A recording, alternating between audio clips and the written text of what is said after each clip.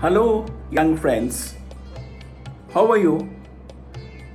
To tell you, we really love talking to you. And the way you're responding to the Dhritimaan's channel is simply fabulous. Lopa Auntie just posted 2 videos on some very rare plants, and your response, friends, has been spectacular. Thank you so much. Keep it up. It gives us a lot of assurance. What is our topic today, friends? What were we chatting about today? Monuments of India.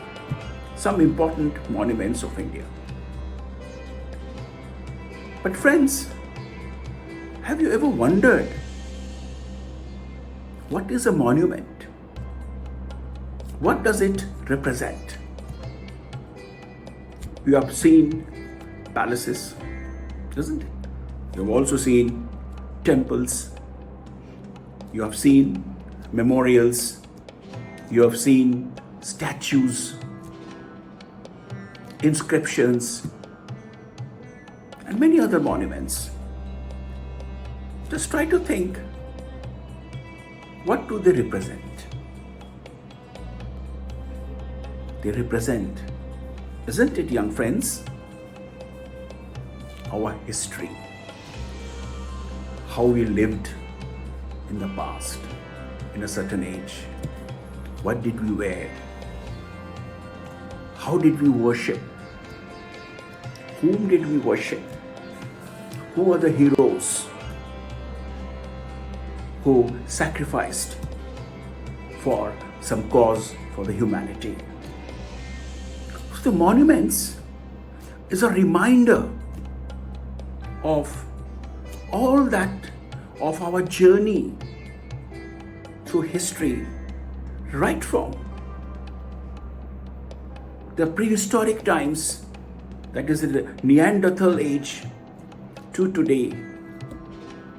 And this journey is called, friends, the journey of civilization and culture. And the monuments is a reminder, is a repository, is a library of this journey of civilization and history through ages. Isn't it fascinating, friends, to see the monuments and look beyond it to see what's the story that it tells, what the lessons that it gives.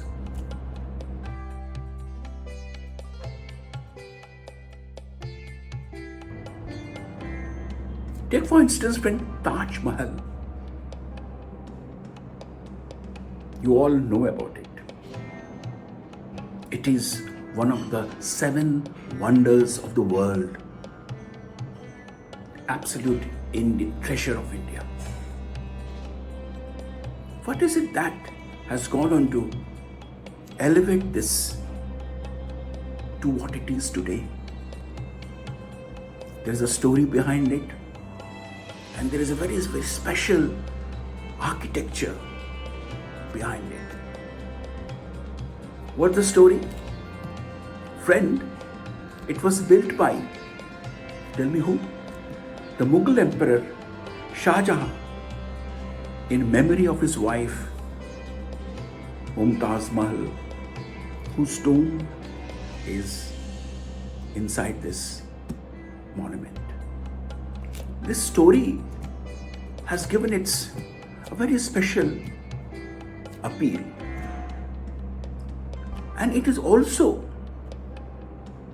a very distinctive monument, never built before, and I don't think it can be replicated. It is so exquisite. Just think of the Taj Mahal. It is absolutely white marble. Right? See the dome,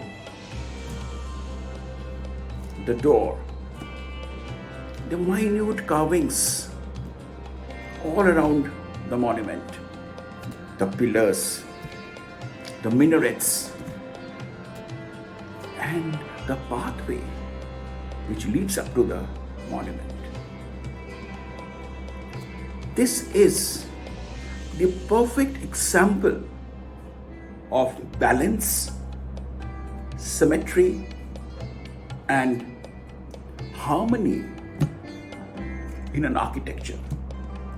Young friends, but it is very special about this monument, Taj Mahal, is that its various elements, the minarets, the pillars, the dome, the main sanctum sanctorum,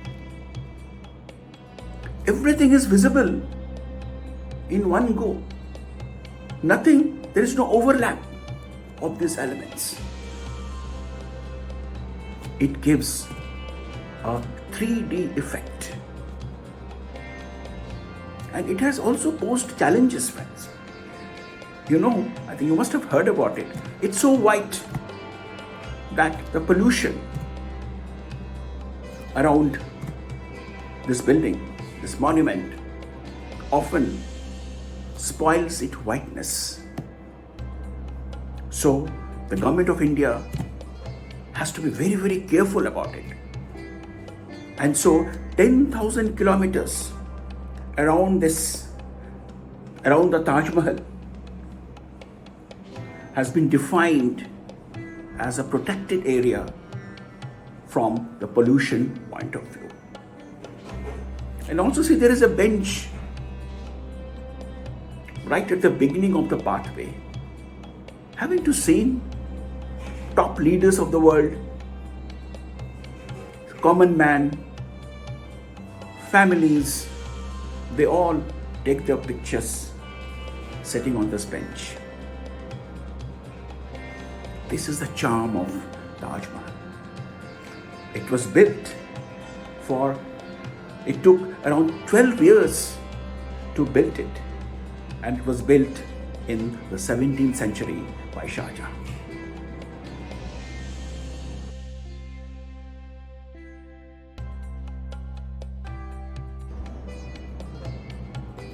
Golden Temple, friends.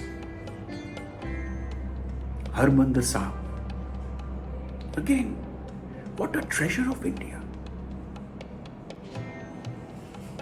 It's Golden Temple, as the name suggests.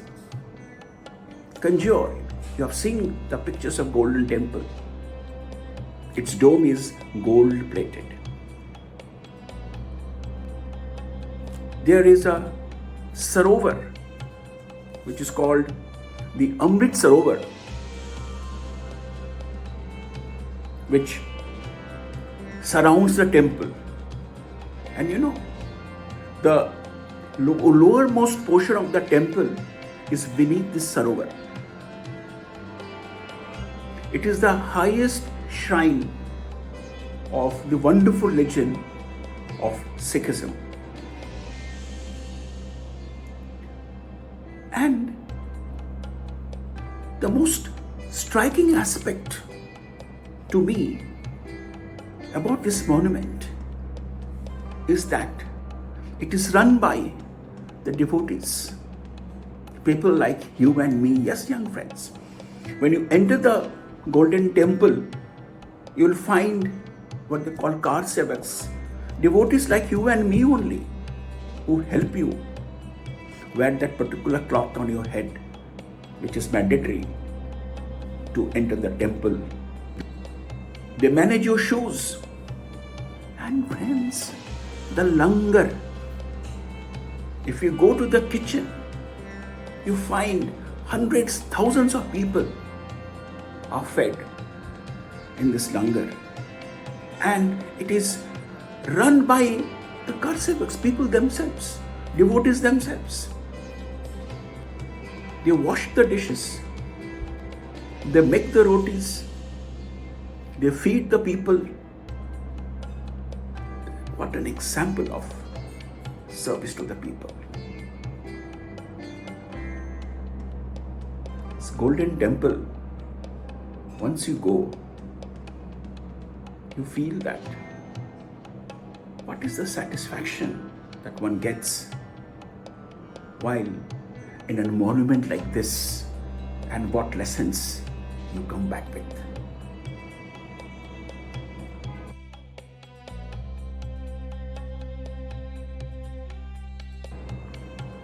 Ajanta Caves and Ellora Caves.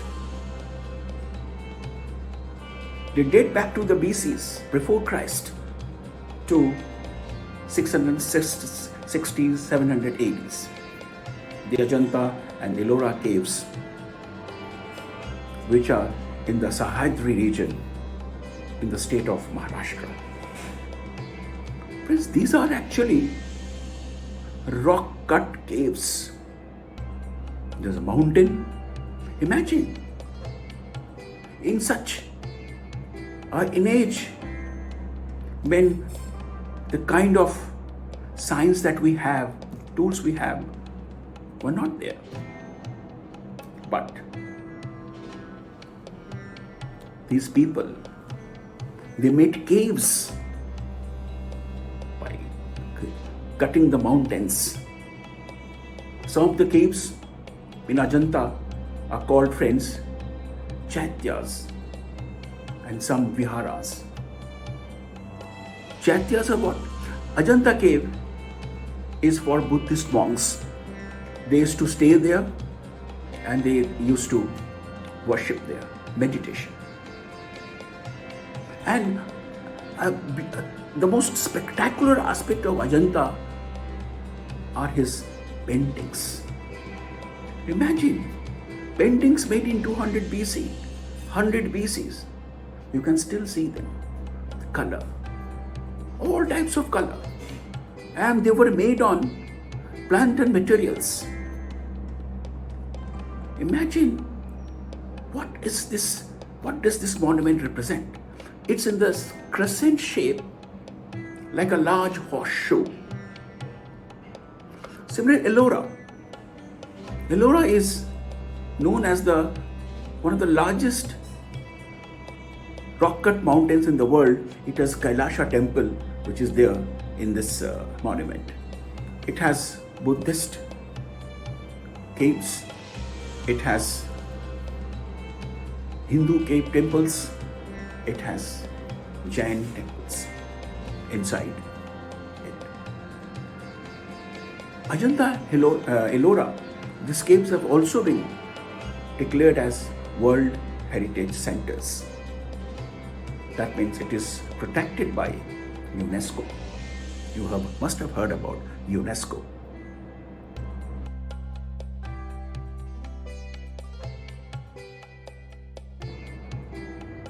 Hawa Mahal, friends.